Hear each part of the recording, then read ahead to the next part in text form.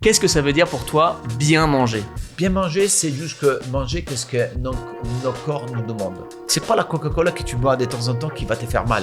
La Coca-Cola, elle fait mal si tu bois 2 fois par jour, tous les jours. Mais bien sûr. Tu vois, un de temps en temps. Ouais, de temps en temps. Mais tu peux, par exemple, les gens ils parlent des produits ultra transformés. Ok, c'est pas bon pour la santé, c'est normal. Mais encore une fois, c'est combien tu en manges. Parfois, j'entre à la maison et j'ai bossé toute la journée. Putain, je veux me faire, dans mon cerveau, je dis, je veux me faire plaisir. Une chose vraiment qui est très réelle, tout est poisson, tout est boisson. Tout est poison. Ouais. Tout est poison. C'est la quantité qui fait la différence. Un burger fait maison ou un burger qui t'achète un Burger King, c'est exactement les mêmes apports caloriques. Priver ton corps de quelque chose qu'il a envie, c'est pas beau. En même temps, il faut donner assez de rigueur à ton corps pour qu'il comprenne qu'il peut pas manger ça tous les jours. C'est ça, c'est le juste milieu à trouver. Et ça, ça vient d'un équilibre que tu dois trouver en façon interne entre qu'est-ce que tu veux manger, qu'est-ce que tu peux manger, qu'est-ce que tu devrais manger. Bonjour à tous, bienvenue dans le premier podcast de Allô les coureurs. Je m'appelle Étienne, je suis entraîneur de course à pied et je suis avec Simone Zanoni, chef de cuisine du restaurant Le Georges au Georges V à Paris et aussi bon coureur à pied. Je crois que tu as un record à 1h27 au semi-marathon si je dis pas de bêtises, 40 minutes et des poussières aux 10 km. Et je pense que c'est un peu trop succinct comme présentation. Je pense que t'es beaucoup plus qu'un simple chef de cuisine, tu fais aussi beaucoup d'activités à côté. Donc je vais te laisser te présenter un peu plus longuement. Comment vas-tu, Simone, déjà? Salut Étienne, je vais très bien. Comme tu as dit, je suis à la base chef de cuisine d'un restaurant italien au Georges V qui s'appelle Les Georges, cuisine méditerranéenne italienne, cuisine de partage. Du coup, ça, c'est mon activité principale. À côté, en débordant d'énergie et des passions pour mon métier, on a créé pas mal des entreprises, à la fois que c'est des entreprises sur le conseil en général en restauration, et également une vente des produits en ligne avec Casa Zanoni. À partir de là, on a commencé justement à développer une site en ligne très intéressant pour pouvoir donner la possibilité aux gens d'acheter les mêmes produits de mon quotidien, que ce soit des pâtes, que ce soit des sauces, que ce soit du merchandising. Pourquoi? Parce que dans le Covid, on a vraiment fidélisé une grosse communauté des gens qui passionnés de cuisine, plus ou moins, ou des gens qui étaient passionnés, on les a rendus passionnés. Et c'est un petit peu, c'est devenu notre marque de fabrique, la bombe atomique, hein, cette explosion d'énergie qu'on souhaite justement amener de tous les foyers français. Oui, je pense que l'énergie, effectivement, c'est quelque chose qui te caractérise bien.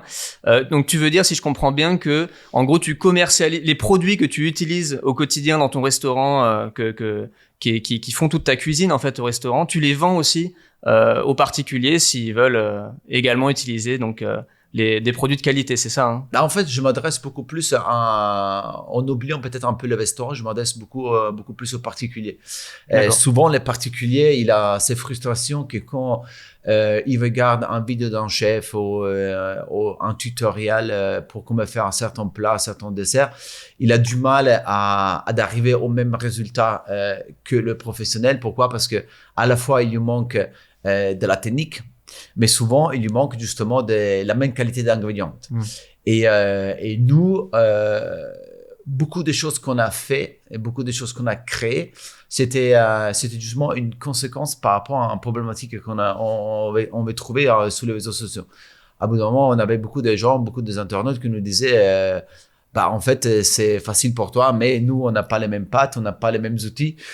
Et alors, avec ma femme Greta, on s'est dit, mais pourquoi pas donner accès à tous nos produits, à tout ce que nous on achète, donner accès aux particuliers. Et aujourd'hui, on a une centaine de références, mais ça va au-delà qu'un simple site de vente en ligne, parce qu'il n'y a pas un produit, que je vende sous le site internet je suis pas moi-même consommateur. C'est-à-dire à la base, c'est nous qu'on consomme en côté familial et derrière, on va justement trouver la manière pour commercialiser. Et c'est pour ça que c'est pas tout simplement une boutique en ligne, c'est vraiment un ensemble de produits que nous, on est attachés et que nous, on consomme en façon quotidienne et les gens, justement, ils ont accès aux mêmes produits. Des produits que tu connais par cœur, j'imagine. Donc je suppose que tu baignes dans la cuisine depuis l'enfance, hein. Et je crois aussi que tu as commencé la course à pied assez tôt, si je dis pas de bêtises. C'était pas forcément sérieux au début. Est-ce que tu peux nous raconter comment tu as commencé à courir? Est-ce qu'il y a eu un déclic dans ta vie? Comment ça s'est passé en fait? Ton premier footing, ta première course à pied là. Moi, j'ai toujours fait un peu des courses à pied parce que déjà à la base, je suis toujours et je reste toujours un peu paranoïaque au niveau de mon poids et de ma forme. C'est-à-dire que moi, par exemple, ma femme elle pense que c'est un peu bizarre, mais moi, je me pèse 2 fois par jour. Je me pèse quand je me réveille le matin, je me pèse quand je me couche et pas souvent, je me pèse aussi l'après-midi quand je fais du sport. Pourquoi? Parce que c'est un peu je sais pas, j'ai besoin de me sentir dans mon poids idéal, mon poids forme, en tout cas, qu'est-ce que moi je pense que c'est mon poids forme. Avec les métiers que je fais, ça peut vite fait déraper. Pourquoi? Parce que j'ai accès à la nourriture 12, 13 heures par jour. Et souvent, je dirais même plus que souvent, je cuisine et je travaille des produits qui à la base j'aime beaucoup. Alors, jamais je pourrais cuisiner ou jamais je pourrais travailler un produit que moi-même je n'aime pas consommer. Et la tentation est très forte. C'est-à-dire que si on n'arrive pas dans notre métier, dans mon métier, à avoir un peu de discipline, on peut vite fait prendre, moi je peux prendre, si je fais pas attention, je peux prendre 10 kilos en 2 mois.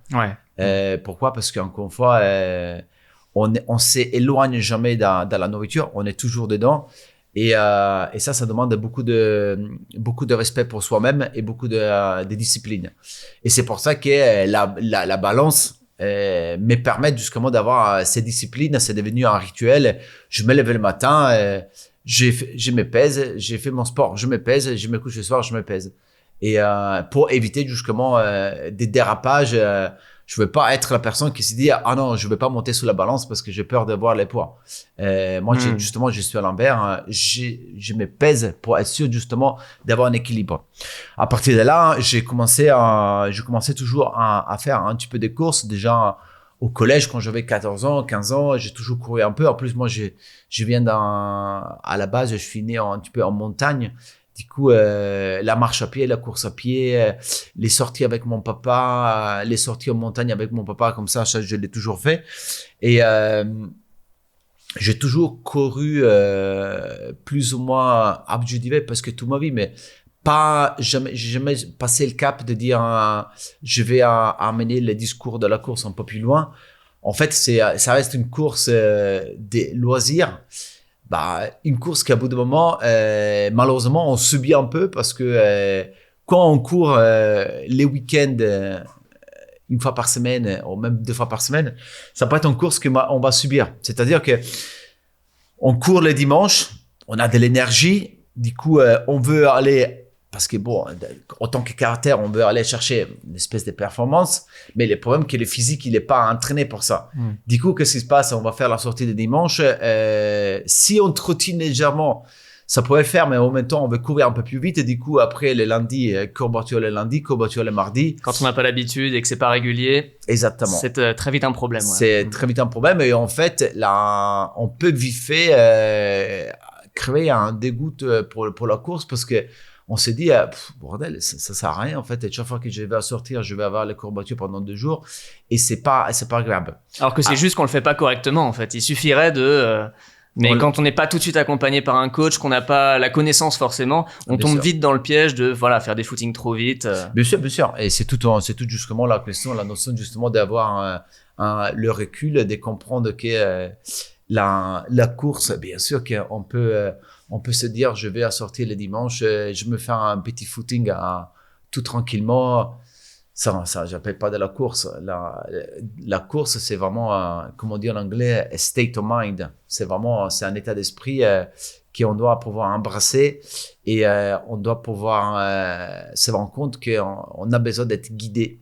Donc, parce que c'est pas parce que on peut y arriver pas tout seul, mais là, au-delà du simple geste mécanique de bouger ses jambes, derrière, il y a toute une notion de tout un univers derrière on doit comprendre, on doit apprendre, on doit maîtriser. Et c'est comme la cuisine, chaque individu est différente. C'est-à-dire qu'on n'est pas tous pareils. Moi, je peux subir ou apprécier la course en certaine façon, chose que justement la personne à côté de moi, elle peut être complètement différente.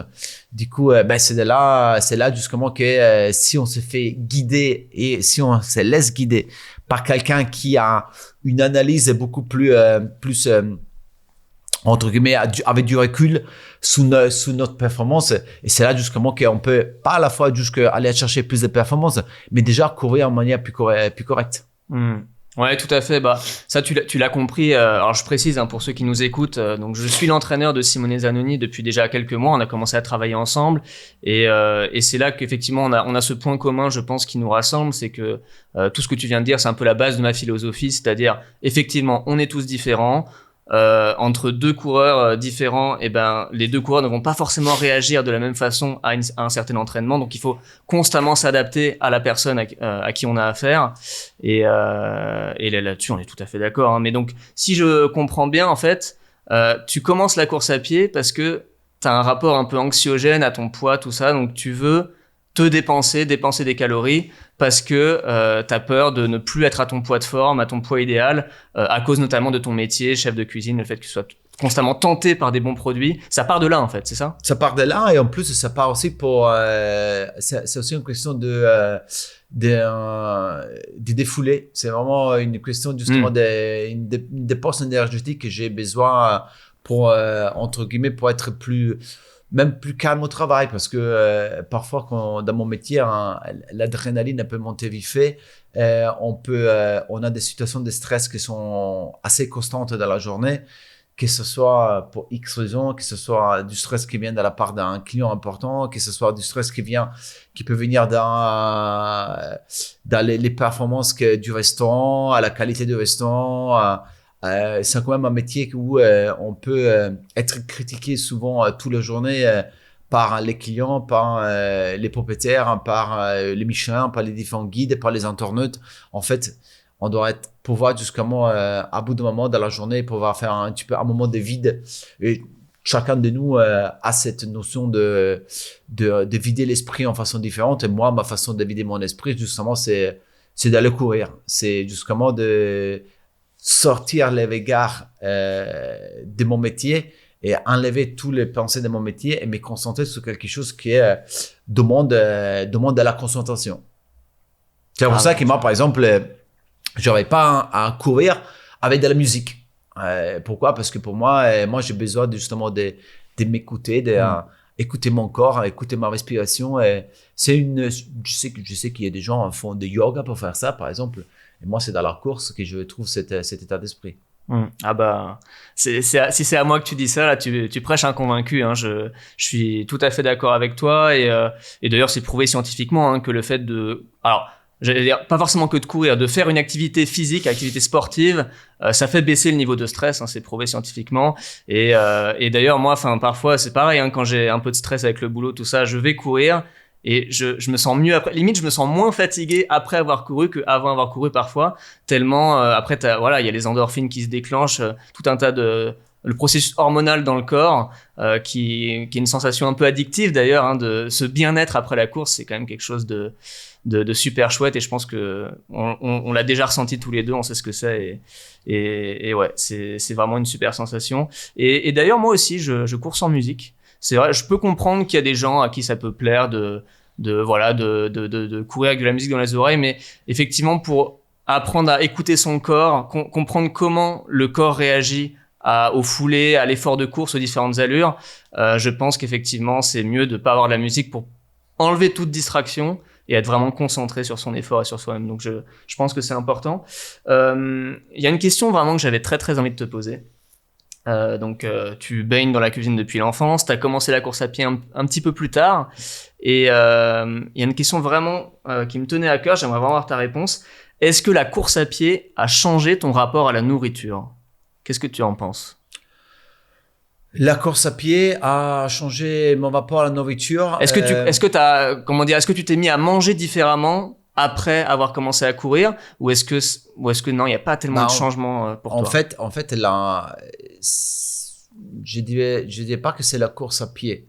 c'est parce que la course à pied, c'est un geste mécanique, mais qui est justement est fait sous un corps humain, biologique.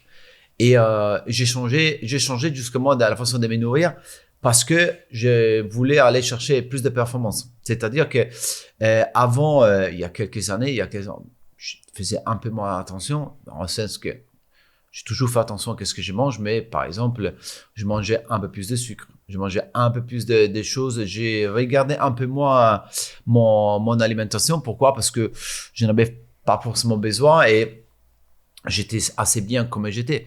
Et aujourd'hui, j'ai pas changé de façon drastique, mais je me suis rendu compte que certains changements que j'ai appliqués à mon alimentation, c'est un besoin biologique pour pouvoir mieux performer. Ok. C'est-à-dire que les changements, elles sont devenues, je dirais pas des changements, c'est j'ai un peu plus de rigueur sur moi-même. Pourquoi? Parce que la manque de rigueur ou les moments de faiblesse, après, j'ai toujours qu'en course, on les paye cash. C'est-à-dire que c'est pour ça que j'aime la course, parce que c'est quelque chose qui on peut pas mentir à soi-même. Et c'est quelque chose qui on peut pas, entre guillemets, bidouiller, on peut pas faire semblant, on peut pas choper des raccourcis. La course à pied, c'est vraiment, c'est du cru pur et dur. C'est-à-dire que si on fait attention, si on s'entraîne comme il faut, si on écoute notre corps, si on fait tout l'exercice, on aura des résultats. Et les résultats, ils n'arrivent pas par hasard. C'est-à-dire que les résultats, ils sont basés sur justement tout un tas de choses qu'on a fait préalablement, et on peut pas mentir à soi-même. C'est-à-dire que et si un jour on essaie d'être optimiste, ok, on le paye encore plus cash, parce que je te dis que j'ai par rapport à l'avoir vécu sous ma peau, quand on est un peu optimiste et on se dit ouais, mais ça va le faire. En fait, moi je dis toujours que espérer, c'est pas une stratégie. Et dans la course, ça, c'est vraiment, ça a tout son sens. Pourquoi? Parce que, voilà, pour revenir au marathon pour tous, par exemple, que j'ai fait, j'étais un peu optimiste de mes chronos, et je me dis, ouais, ok, je me suis entraîné un peu moins, mais j'ai un peu du mal, j'étais un peu blessé, ça va le faire. Et en fait, quand tu arrives au 24e kilomètre et t'as un mur qui fait 10 mètres et que tu prends ça dans les jambes, tu te dis, là, ça va être compliqué de terminer. Et surtout qu'en plus, faut le préciser quand même que le parcours du marathon pour tous, pardon, n'est pas tout plat, n'est pas facile. Voilà, la côte des Gardes que tu connais très bien. Donc, 6 kilomètres de montée, c'était vraiment. Ça, et là, vraiment, ça a donné tout son sens. Et justement pour parler un petit peu de ces marathons. Dans ma vie, j'ai vécu beaucoup de choses, j'ai fait beaucoup de choses, j'ai fait quand même un métier qui est quand même réputé pour être très très dur, mais je pense pas que j'ai jamais poussé mon mental autant que ça, parce que à bout d'un moment, quand tu as plus rien dans ton corps qui te dit d'avancer, parce que t'as les deux jambes qui sont complètement encrampées, t'es déshydraté, et en fait tout ton corps, 98% de ton corps te demande d'arrêter. Et il y a juste que les 2% qui restent là-bas, et qui est ton cerveau, qui tu dis à ton cerveau, en fait, tu vas pas t'arrêter là. Tu vas arriver jusqu'au bout, peu importe comment. C'est une épreuve mentale, ça demande un dépassement de soi qui est hyper important. Et en fait, personne peut comprendre qu'est-ce qui se passe au moment des marathons si t'as jamais fait un marathon. Parce que tu peux croire de comprendre, tu peux penser, en fait, non. Tu dois pouvoir, si tu as vécu ça sous ta peau, tu sais qu'est-ce que ça veut dire, et tu sais l'effort qu'il faut. Et c'est un entraînement, parce que courir et aller chercher une performance quand tout ton corps te demande d'arrêter, c'est quand même une épreuve, c'est quand même très dur. Mais et c'est pour ça que j'aime, parce qu'il y a pas juste que l'entraînement, il y a pas juste que la forme physique, il y a les dépassements de soi-même qui en fait on devient addict. Et au moment même, on se dit, mais putain, jamais plus dans ma vie. Et 2 semaines après, on s'est dit, waouh, c'était beau ça. Ouais, est-ce que on en a déjà parlé, je me rappelle, sur une de nos discussions, il y a peut-être une part de masochisme dans tout ça. Non, une grosse part, ouais. Une grosse, ouais. Il y a vraiment une grosse masochisme. C'était ton premier marathon? C'était mon premier marathon. Donc, marathon pour tous, hein, au mois d'août, je me rappelle, c'était juste avant qu'on commence à travailler ensemble. Ouais. Alors, j'aimerais revenir sur ce que tu as dit. Je suis pas tout à fait d'accord sur un point, c'est-à-dire que moi, en tout cas, en tant qu'entraîneur, je pense que c'est hyper important d'être optimiste parce que on parle de dépassement de soi, on parle quand même d'une épreuve. Quand on est compétiteur, qu'on veut battre des records, on doit vraiment puiser très très loin au fond de nous-mêmes. C'est quand même très difficile. Et s'il n'y a pas un état d'esprit optimiste, très très positif, si on part un peu défaitiste, je pense que ça peut nous jouer des tours et qu'il faut toujours garder le sourire et l'optimisme face à la performance. Mais là où effectivement où je te rejoins, c'est que je pense, pour avoir couru plusieurs marathons, et j'ai déjà vécu le craquage au 30e parce que tu veux partir un peu trop vite et puis finalement ça se passe pas comme tu voulais, peut-être parce que t'es pas assez bien entraîné, etc. Je pense que le marathon, c'est avant tout une grande leçon d'humilité. Oui, bien sûr. Après, il faut être optimiste. Il faut être aussi réaliste. Ouais. Parce que l'optimisme, parfois, il peut nous dire, ouais, en fait, ça passe. En fait, c'est quel niveau de risque tu veux prendre. Exactement. Et je pense que le marathon, pour le coup, c'est un peu une discipline à part. C'est-à-dire une distance un 5 km, par exemple. Ouais. Tu peux faire un 5 km, c'est quand même beaucoup plus court, et te dire, bon, je serre les fesses, je donne tout et ça passe ou ça casse. Ouais. On peut être un peu greedy, prendre un marathon, tu peux pas. Non, soit t'es prêt, soit t'es pas prêt. Exactement. Et un marathon, il faut être vraiment dans la stratégie pure et dure, dans la réflexion, justement, du parcours, parce que, en fait, un marathon, c'est quelque chose de scientifique. En fait, on doit vraiment, et même les jours même, alors, tu as pu tu préparer, faire tout entraînement, et parfois on est quand même un corps humain, et parfois on arrive les jours du marathon et en fait on n'a rien, on n'a pas les bons feelings, on n'a pas de bonnes sensations, et à l'envers on peut arriver à un marathon on sent qu'on a le feu dans les jambes. Ça, c'est... Et parfois, c'est même indépendamment de... Par exemple, la prépa peut s'être très très bien passée. Ouais. Et malheureusement, le jour J, ça peut ne pas payer. Mais quelque part, bon, c'est un peu la beauté de la vie. C'est-à-dire que si tout était écrit à l'avance et qu'on savait qu'en suivant tel plan à la lettre, on allait faire telle performance pile poil au marathon, ce serait presque trop facile. Il faut cette part d'inconnu, de se dire putain, est-ce que ça va marcher ou pas. C'est un peu ça la beauté de la vie aussi. Et pour revenir aussi à un truc intéressant que tu disais, comme tu dis, la course à pied, c'est un peu une science et c'est pas je claque des doigts et ça marche. Il y a toute une réflexion derrière, un entraînement qui est très complexe. Et je pense que c'est d'autant plus vrai en course à pied que dans d'autres sports, parce que par exemple un sport collectif, tu peux te dire bon là je suis pas très en forme mais je me repose sur les copains, il y a les coéquipiers à côté. La course à pied, t'es seul face à toi-même, et en plus tu as cette réalité chronométrique qui fait que ta perf elle est mesurée, c'est très quantifié, c'est à la seconde près. Voilà, ton marathon tu vas faire moi par exemple j'ai un record à 2h 38 minutes et 20 secondes, voilà, c'est pile poil, c'est précis, et donc il y a un peu une froide réalité derrière ce chrono qui fait que alors, est-ce que tu as réussi ou est-ce que tu n'as pas réussi? Est-ce que par rapport à ton objectif, par rapport à tes attentes, c'est hyper précis? Il n'y a pas de « oui, je peux me reposer sur les copains si c'est un sport collectif, même si je suis un peu moins bien aujourd'hui ». Et ça, c'est pas évident à gérer. Mais voilà, c'est tout l'intérêt derrière de bien s'entraîner, de bien réfléchir à tout ce qui compose la performance. Et à ce sujet, donc j'ai bien compris que ton rapport à la nourriture avait... Bon, tu dis pas vraiment changé, c'est pas le mot que tu as employé, mais en tout cas, quand tu as voulu faire de la performance, tu t'es dit qu'il y avait des habitudes alimentaires peut-être à ajuster. Maintenant, j'aimerais te poser une question. Dans toutes les composantes de la performance, parce que tu as bien compris qu'il y en avait plein, c'est pas juste courir et ça marche, il faut beaucoup réfléchir sur beaucoup d'aspects différents. Quelle est la part de l'alimentation, de la nutrition dans tout ce qui compose la performance? Si tu te donnes un pourcentage, tu dirais ça représente combien à peu près? Moi, je dirais un tiers. Tu dirais que 33% de la perf, c'est ton rapport à la nourriture, comment tu t'alimentes. C'est le fuel. Tu manges pas mal. Moi, je pense que c'est... Tu dirais que c'est quoi les 66% là qui restent? En fait, tu as une volonté, parce qu'il faut avoir une grosse volonté. Donc, mental un peu. C'est la partie mentale, c'est... ne rien lâcher. Volonté et technique. C'est-à-dire que c'est très important d'avoir de la volonté en soi-même, mais être accompagné en façon technique justement pour pas aller s'abîmer, pour pas aller se blesser, parce que la blessure arrive assez facilement et dans la course, on la paye très cher. Quand tu dis technique, excuse-moi, je te coupe, c'est quelque chose de biomécanique au niveau de la foulée ou c'est aussi une histoire de réflexion de comment tu gères tes allures? Ça englobe un peu tout ça? Ouais, ça englobe. C'est ça que ouais. quand tu veux dire technique, c'est ça. Ouais.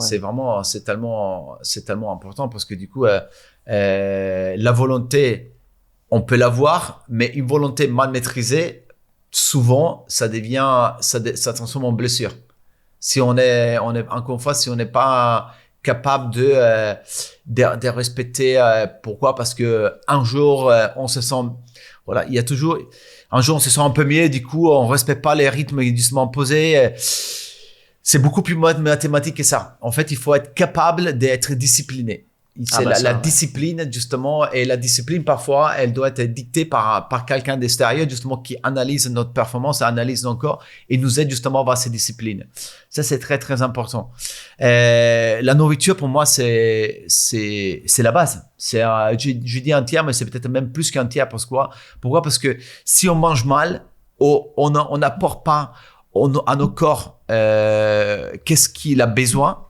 En fait, le corps, il ne performe pas. C'est comme dans une voiture de sport. C'est à la place de lui mettre du 100 ou du 110 dans les compétitions, on va lui mettre du 90 ou du 80. En fait, c'est pas une essence assez performante. Du coup, la voiture, elle peut être la meilleure voiture du monde, mais elle va pas performer. C'est exactement ça. Et après, bien sûr, derrière, il y a tout justement l'univers qu'on crée autour de la course, parce que c'est notre univers de tous les jours. Il faut savoir qu'on est des sportifs, mais on n'est pas que des sportifs.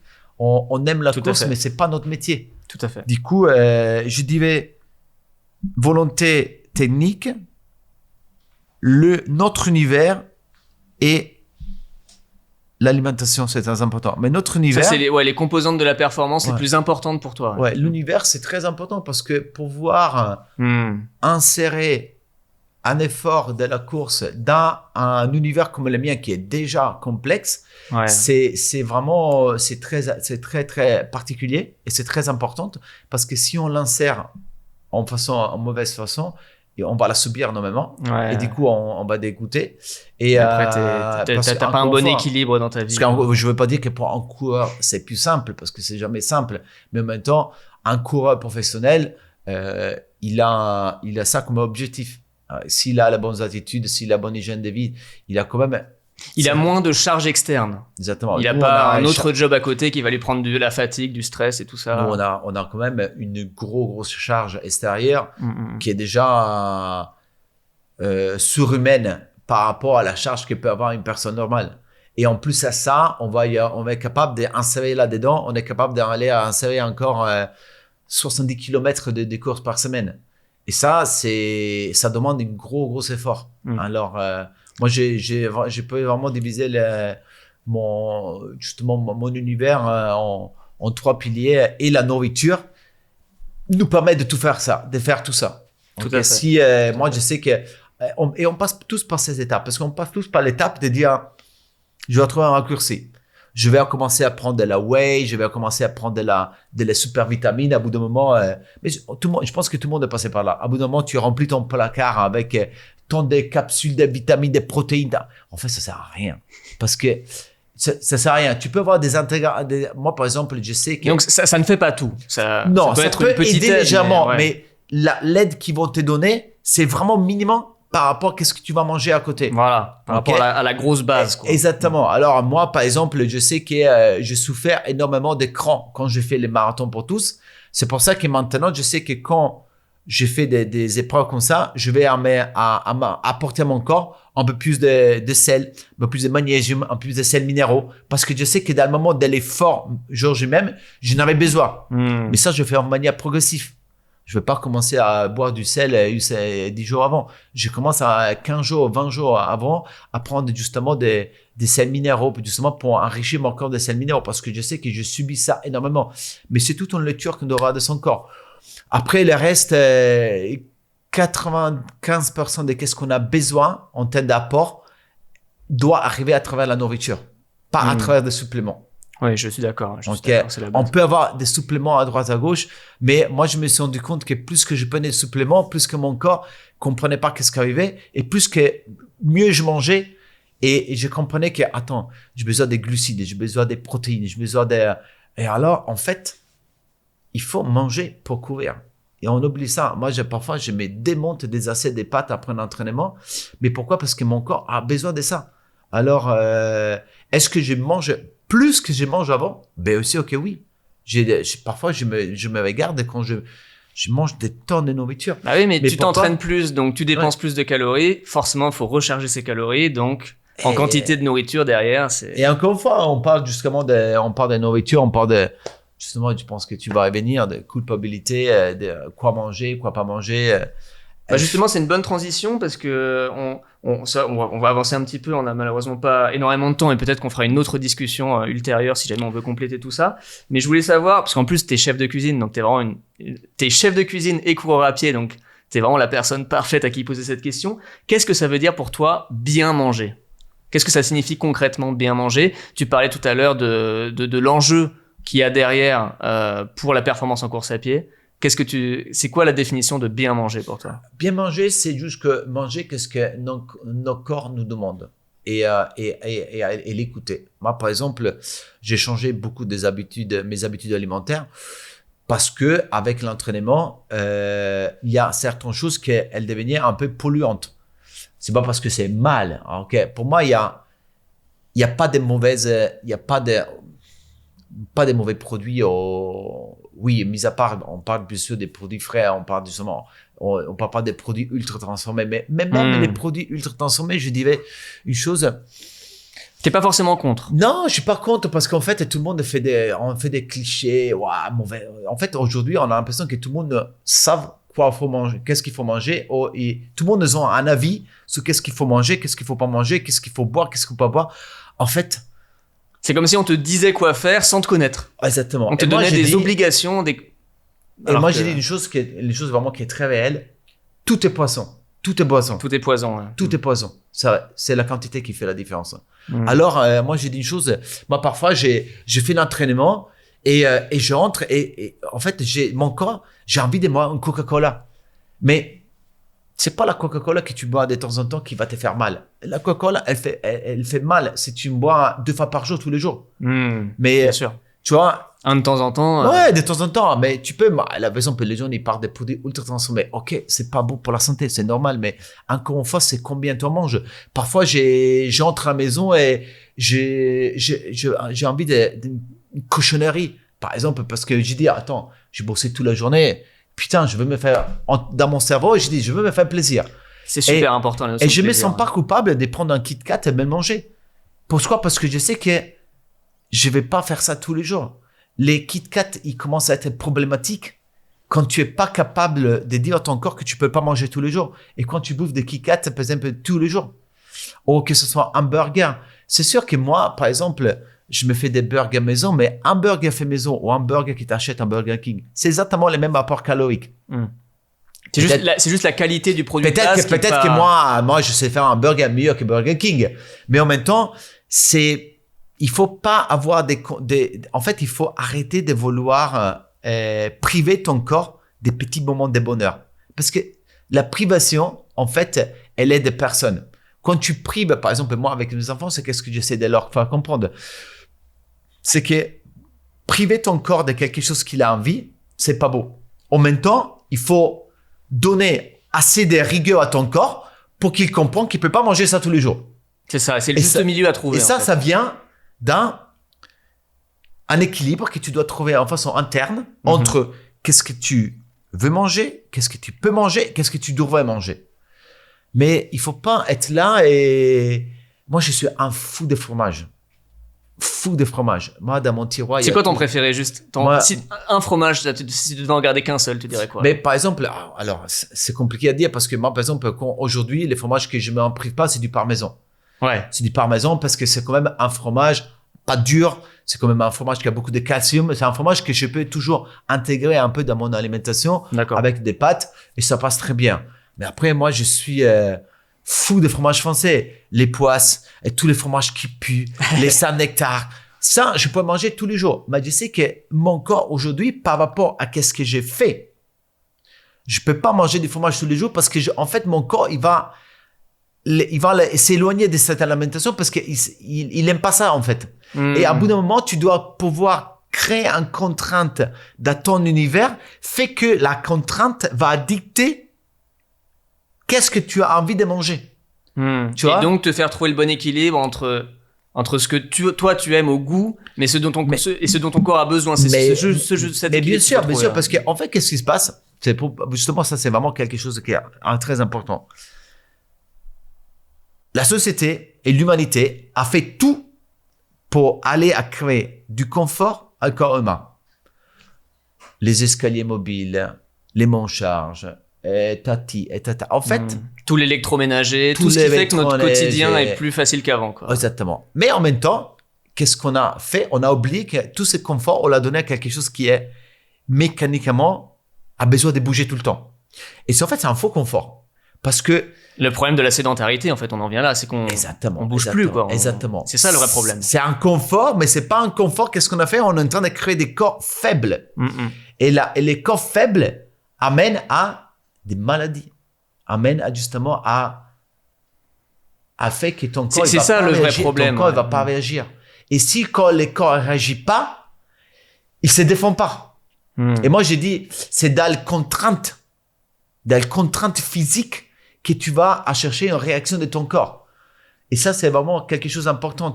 Et la contrainte, elle peut pas être faite de temps en temps.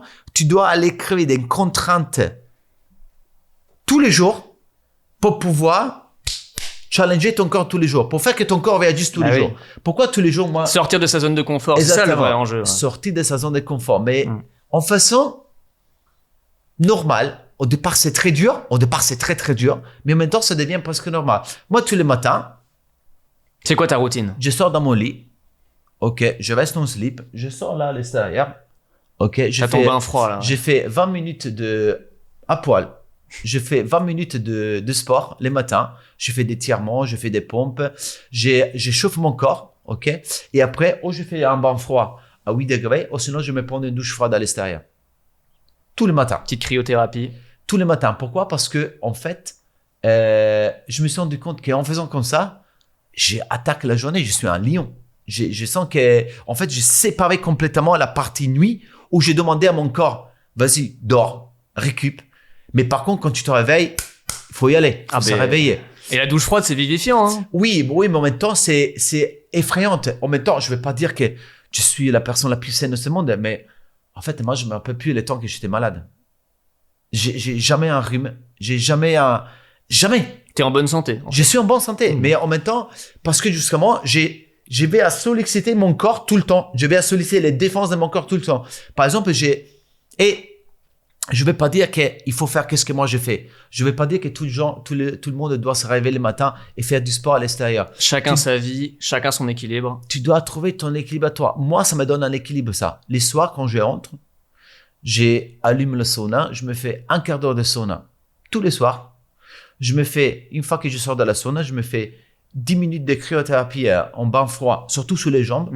Ah oui, en tant que coureur à pied en plus. En tant que coureur à pied, justement, ça me soulage les jambes. Tout à fait. Je me remets dans la sauna pendant quelques minutes.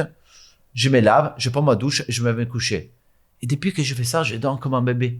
Je dors mes 7 heures, 7h30 tous les matins. Mais je suis allé à aménager ma routine en manière que, justement, mon corps puisse suivre une routine. Parce que le corps aime la routine. Tout à fait. Aime savoir que moi, je m'essaie d'essayer de donner des règles. C'est-à-dire que j'essaie de me coucher avant 4 heures. À minuit. J'essaie de me coucher maximum minuit. Je me réveille tous les matins à 7 heures. Du coup, avoir au moins 7 heures de sommeil par nuit. Ouais. 7 heures par nuit. Minimum. C'est vraiment important. Je sais que parfois c'est dur. Bon, moi, j'ai vécu des années en dormant 4 heures par nuit, 3 heures par nuit. Mais en fait, tu te rends compte que tu es beaucoup moins performant. Et les gens, ils me disent, mais tu fais comment être aussi... Parce que justement, je dors. J'ai de l'énergie à fond. Pourquoi? Parce que quand je me réveille, après, je fonce. Mais si je dors pas assez, je suis pas assez dynamique. C'est pour ça qu'il y a vraiment toute une question justement de écoute ton corps, écoute ses besoins. essaie de comprendre qu'est-ce que tu veux, qu'est-ce que tu peux. Oui, ok, écoute qu'est-ce que les gens y font, mais prends pas par acquis qu'est-ce qui marche pour moi peut marcher pour toi. Tu dois être vraiment capable justement de tester. Tu testes des choses. Et il faut capable de tester. J'essaie ça.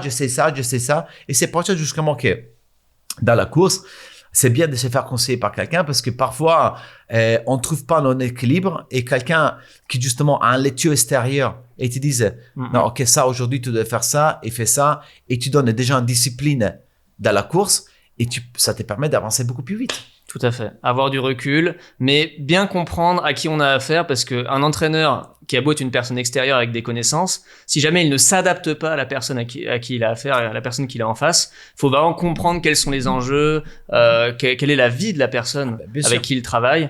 J'ai une dernière question, après on va devoir terminer pour aujourd'hui, mais tu parlais de routine tout à l'heure. Moi, je suis convaincu qu'effectivement, pour une vie bien organisée, pour être efficace, productif au quotidien et donc, par extension, performant en course à pied, il faut des routines, effectivement, je pense. Comment tu fais pour t'organiser? On l'a dit tout à l'heure, hein, donc tu es déjà chef de cuisine, c'est quand même pas mal, mais tu es aussi entrepreneur. Je sais que tu as écrit des livres, tu as monté plusieurs entreprises, tu es créateur de contenu, tu sors beaucoup de vidéos sur Instagram, tu as un compte très très actif où tu partages ta passion de la cuisine à beaucoup de gens autour de toi. Je crois que ça a commencé à l'époque du Covid, c'est là que tu as commencé à faire beaucoup de vidéos. Tu as beaucoup d'activités dans ta vie. Comment tu fais pour jongler avec tout ça au quotidien, en sachant que la course à pied te prend aussi de la place, puisque tu vises la performance, tu veux battre ton record au semi-marathon, etc. Comment tu fais pour gérer tout ça? C'est un entraînement. Hein. Il faut entraîner les cerveaux à pouvoir gérer plusieurs situations en même temps. C'est qu'aujourd'hui, il faut justement avoir la volonté déjà, c'est une attitude. Hein. Il faut se réveiller les matins et il faut penser que le verre est toujours moitié plein et pas moitié vide. Déjà, l'état d'esprit. Ouais, l'état d'esprit, et à partir de là, tu commences à voir les choses, tout ce que tu vois autour de toi, tu vois en façon positive. Il faut savoir déjà déléguer certaines tâches, parce que du coup, plus qu'on en grandit, plus qu'on a des tâches, si on continue à prendre ces tâches sur nous-mêmes, il faut justement pouvoir déléguer les choses qui sont, entre guillemets, moi liées à moi, et justement les déléguer à des gens justement qui peuvent m'aider à faire toutes ces activités. Et autre chose, il faut bien apprendre à écouter son corps et à comprendre ses limites. C'est-à-dire que la limite, tu peux la pousser de temps en temps, mais si tu pousses ton corps, ta énergie physique au bout tout le temps, à bout d'un moment, ton corps il va craquer. Alors, il faut savoir aussi dire, là, je fais pas ça. Il faut être dans la cohérence, dans l'intelligence de équilibrer et sentir et connaître justement ses limites, justement physiques, pour pas trop les pousser, et parce que sinon, c'est comme la course à pied, hein. Si tu veux, moi, par exemple, je sais que mon cœur, il peut monter à 170, 172, 173 pendant un certain moment de temps. Oui, si je reste à ces fréquences, à bout d'un moment, je vais craquer. Tu sais que tu as ton repère de fréquence cardiaque et ça t'aide. Ok, du coup, mon repère de fréquence cardiaque, c'est à 165, 168, et je sais que de là, t'es au-dessus du seuil après. Je sais exactement je peux tenir toute la journée. Et c'est exactement ça avec la vie de tous les jours. Il faut savoir à quel moment on doit justement jongler entre qu'est-ce que je peux faire, qu'est-ce que je veux faire, qu'est-ce que je voulais faire. Il faut remplir la journée, mais en même temps, il faut pas dépasser les bords, parce que si on dépasse les bords tout le temps, à bout d'un moment, on va craquer. Et c'est un exercice justement qui demande un petit peu de recul, qui demande un peu de réflexion. Il y a une activité cérébrale qui est très importante, parce qu'il faut tout organiser tout ça au petit soin. Plus qu'on est organisé, plus qu'on prévoit les choses. Mais après, c'est un entraînement mental. Il faut entraîner son cerveau à bouger. Et il faut l'entraîner justement, dire, ok, je fais ça, je fais ça. Là, par exemple, moi, peut-être en tant que je suis en train de te parler, je suis en train déjà de penser à l'atelier des cuisines que je dois faire au bon marché ce soir à 19h. Toujours dans l'anticipation. Exactement. Mais c'est un état d'esprit. Après, là, je sais que je finis avec toi, je prends la moto, je vais au travail, je fais mon service, je prépare les ingrédients. Après, il y a tout un entraînement à faire, fait que plus qu'on a organisé, plus justement les choses, elles vont être lisses. Ok, et donc si j'ai bien compris ce que tu as dit, si je dois résumer, donc pour être bien organisé et pouvoir faire plein d'activités comme tu fais au quotidien, faut déjà se connaître soi-même, trouver son propre équilibre, savoir un peu quelles sont nos limites Et t'as dit un truc important aussi, je pense, savoir déléguer certaines choses. Bien donc sûr. savoir s'entourer, en fait, travailler avec les bonnes personnes. Bien sûr. Je pense qu'effectivement en cuisine, t'as toute une brigade des cuisiniers qui bossent avec toi, en qui t'as confiance. Bien sûr. Pour tes vidéos, tu as ton équipe aussi qui Bien te sûr. filme tes vidéos que Bien tu postes sûr. sur Instagram régulièrement. Bien sûr. Donc c'est aussi comprendre que même si on se connaît soi-même, on peut pas tout faire tout seul. Exactement. Et ça, en fait, c'est un peu un travail d'équipe. Exactement. Hein. Et il faut. C'est comme en course à pied entre l'athlète et l'entraîneur, c'est un travail d'équipe. Je pense que ça s'applique dans toutes les disciplines. Je suis d'accord avec et toi. domaines Et de la vie, surtout, quoi. qu'est-ce qu'il faut pas faire? Faut pas laisser place à l'improvisation. On peut improviser de temps en temps, mais il faut justement être méthodique. Il faut avoir une méthode, justement. Il faut toujours, plus qu'on planifie les choses, plus que les choses, on les voit arriver, et plus qu'on sait que la charge de travail, même si elle est lourde, on peut la gérer, la maîtriser, L'adapter éventuellement. l'adapter. Hein, ouais, bien sûr. C'est comme la course à pied. Il faut pas improviser. Il faut justement être méthodique. Plus qu'on a de la méthode, plus qu'on sait qu'est-ce qui va arriver et plus qu'on est prêt pour ça. Plus qu'on laisse la place à l'improvisation et plus que justement on va subir à plein fouet les situations justement qui peuvent nous arriver.